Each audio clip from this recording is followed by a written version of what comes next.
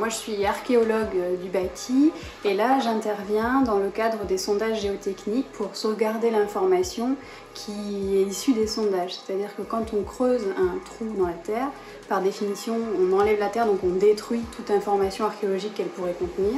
Et donc moi je suis là pour prendre ces informations-là pour qu'elles ne soient pas détruites et qu'elles puissent être exploitées dans le futur, soit pour d'autres études archéologiques, soit à visée de médiation.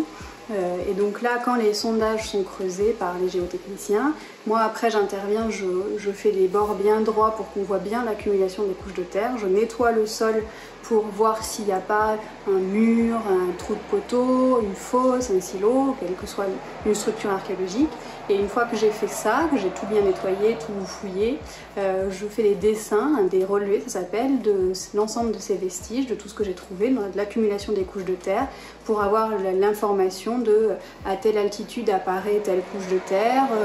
là on a une maçonnerie, là on a un trou de poteau. Alors là ce sont des sondages assez ponctuels, donc l'information, on peut difficilement la connecter à la vie du château, même si c'est quand même le but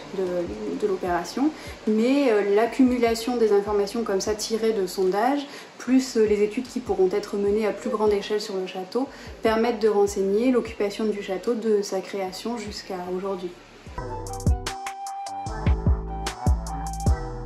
Ce qu'on a découvert là dans les sondages, il y a un sondage dans lequel on a découvert le dessus de la voûte du passage du Châtelet d'entrée, sur lequel se pose la passerelle qui fait le lien entre le pont et le château. Donc on a retrouvé le dessus de cette voûte qui est vraiment à quelques centimètres sous les graviers. On a aussi retrouvé plus en avant, sur le sondage qui est juste ici, là, entouré des barrières,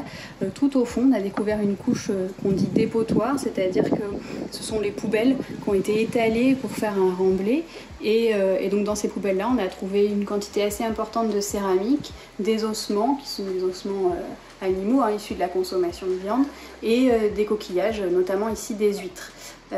Et donc l'intérêt de cette découverte d'objets ou d'os, c'est qu'on va pouvoir savoir quelle céramique était utilisée, quelle poterie, à quoi ça ressemblait. Ça permet aussi de dater parce qu'on sait, on a une évolution de la poterie à travers le temps et on sait dater assez précisément les différentes formes de poterie. Et les ossements, là il y en a assez peu, mais dans l'absolu on peut aussi retrouver à quel animal ça appartient et donc savoir qu'est-ce qui était consommé comme viande à telle époque, en datant les ossements grâce justement à la poterie qui lui est associée. Et là on est plutôt sur des couches au premier regard qui seraient plutôt modernes au XVIIe, XVIIIe siècle.